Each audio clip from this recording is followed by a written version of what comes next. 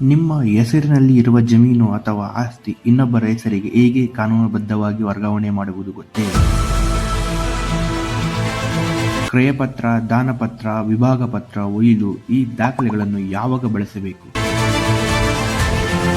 ಯಾವುದು ಯಾವ ಸಂದರ್ಭಗಳಲ್ಲಿ ಸರಿಯಾದ ವಿಧಾನ? ಇದರ ಬಗ್ಗೆ ಸ್ಪಷ್ಟವಾದ ಮಾಹಿತಿಯನ್ನು ಈ ವಿಡಿಯೋದಲ್ಲಿ ಸರಳವಾಗಿ ತಿಳಿದುಕೊಳ್ಳೋಣ ಬನ್ನಿ. ನಮಸ್ಕಾರ ಸ್ನೇಹಿತರೆ, ನಮ್ಮ ದೇಶದಲ್ಲಿ ಭೂಮಿ ಎಂದರೆ ಕೇವಲ ಆಸ್ತಿ ಮಾತ್ರವಲ್ಲ, ಅದು ಕುಟುಂಬದ ಪರಂಪರೆ, ಭವಿಷ್ಯದ ಭದ್ರತೆ. ಆದರೆ ಹಲವರಿಗೆ ಒಂದು ಪ್ರಶ್ನೆ ಇರುತ್ತದೆ: ಭೂಮಿಯ ಮಾಲೀಕತ್ವವನ್ನು ಕಾನೂನುಬದ್ಧವಾಗಿ ಹೇಗೆ ವರ್ಗಾಯಿಸಬಹುದು? ಕರ್ನಾಟಕದಲ್ಲಿ ಭೂಮಿಯ ಆಸ್ತಿಯನ್ನು ಒಂದು ವ್ಯಕ್ತಿಯಿಂದ ಮತ್ತೊಬ್ಬರಿಗೆ ವರ್ಗಾಯಿಸಲು 8 ಪ್ರಮುಖ ವಿಧಾನಗಳಿವೆ. ಈ ವಿಡಿಯೋದಲ್ಲಿ ಅವು ಯಾವುವು ಮತ್ತು ಹೇಗೆ ಕೆಲಸ ಮಾಡುತ್ತವೆ ಎಂಬುದನ್ನು ಸುಲಭವಾಗಿ ತಿಳಿದುಕೊಳ್ಳೋಣ ಬನ್ನಿ.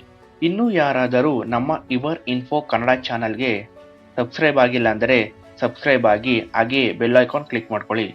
ಮೊದಲನೆಯದಾಗಿ ಕ್ರಯಪತ್ರ, ಸೇಲ್ ಡೀಡ್. ಇವು ನಿಮಗೆ ಸಾಮಾನ್ಯವಾಗಿ ತಿಳಿದಿದೆ. ಯಾವುದೇ ಒಬ್ಬ ವ್ಯಕ್ತಿ ಅಥವಾ ಒಂದು ಕುಟುಂಬ ತನ್ನ ಹಣಕ್ಕಾಗಿ, ತನ್ನ ಹಣದ ಅವಶ್ಯಕತೆಗಾಗಿ ಮಾರಾಟ ಮಾಡಿದಾಗ ಈ ಕ್ರಯಪತ್ರವನ್ನು ಮಾಡಲಾಗುತ್ತದೆ.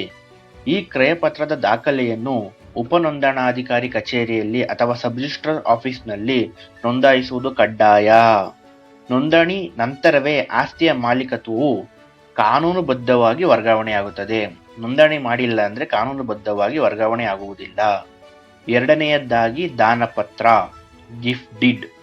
ಕೆಲವೊಮ್ಮೆ ಆಸ್ತಿಯನ್ನು ಹಣಕ್ಕಾಗಿ ಅಲ್ಲ, ಪ್ರೀತಿಯ ಮತ್ತು ವಿಶ್ವಾಸದಿಂದ ನೀಡಲಾಗುತ್ತದೆ. ಇದನ್ನು ದಾನಪತ್ರ ಎಂದು ಕರೆಯಲಾಗುತ್ತದೆ. ಸಾಮಾನ್ಯವಾಗಿ